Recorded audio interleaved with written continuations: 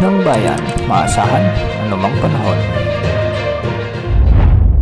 Magandang araw po sa ating lahat. Narito lang pinakuling update sa magiging lagi ng ating panahon at sa patuloy nating minomonitor na bagyong Uwan. Patuloy na lumalakas ang bagyong Uwan habang ito ay patuloy rin na kumikilos papalapit sa mga baybayin o karagatan sa silangan ng Bicol Region. Huli itong namataan sa layong 575 km silangan ng Cataraman, Northern Samar o 620 km silangan ng Virac, Catanduanes. Taglay na ng bagyo ang malakas na hangin na umaabot sa 150 km per hour malapit sa gitna at pagbugsong umaabot sa 185 km per hour. Sa ngayon, kumikilos ito ng pakanluran, hilagang kanluran sa bilis na 30 km per hour. Kung mapapansin natin, mas lumawak pa ang kaulapan na sakop ng bagyo at meron na itong sirkulasyon na maabot sa 800 km mula sa gitna. Sa ngayon, nakataas na ang Tropical Cyclone Wind Signal number 3 sa Catanduanes sa silangang bahagi ng Camarines Sur, ang eastern portion ng Albay at ang northeastern portion ng Sorsogon.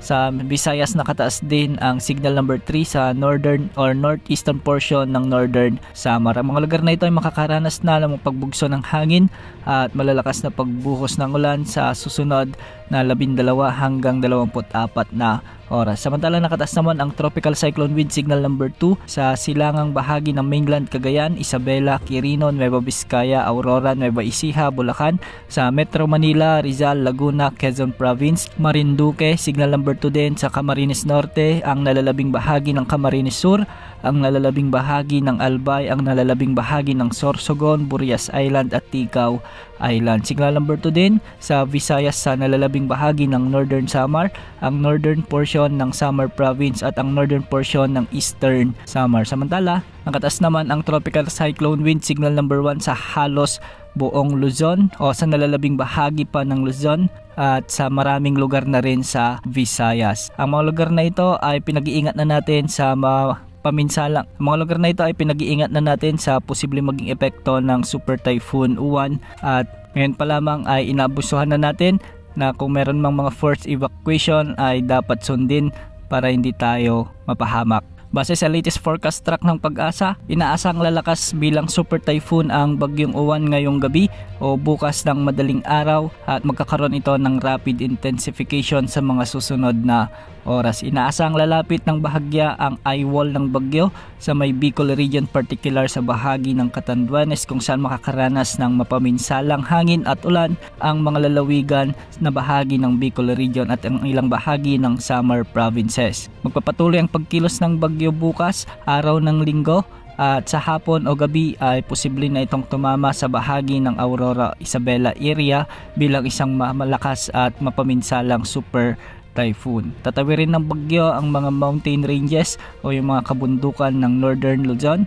at inaasang makakalabas naman ito sa landmass ng La Union o di naman ay sa Pangasinan. Inaasang mas bababa pa ang track ng bagyong ito ayon sa Pag-asa dahil sa high pressure area na nasa itaas ng bagyo. Pagkalampas nito sa landmass ng Northern Luzon ay inaasahang bahagyang babagal ang pagkilos nito at magsisimulang kumilos ng pahilaga-hilagang kanluran. Inaasang makakalabas na rin ang bagyong ito sa araw ng Martes bilang typhoon category at sa mga susunod na araw ay magre-recurve ito patungo naman sa may bansang Taiwan. Dahil nga sa bagyong Uwan, asahan na ang masungit na panahon sa Bicol Region, Quezon Province, Northern Samar, Samar at Eastern Samar. Kaya pinag-iingat pa rin natin ang ating mga kababayan dito. Samantala, may mga pag-ulan na rin at pagbugso ng hangin ang mararanasan sa Metro Manila, Cagayan Valley, Cordillera Administrative Region, Central Luzon, sa may Central Visayas ang nalalabing bahagi ng Calabarzon, nalalabing bahagi ng Eastern Visayas, Occidental Mindoro,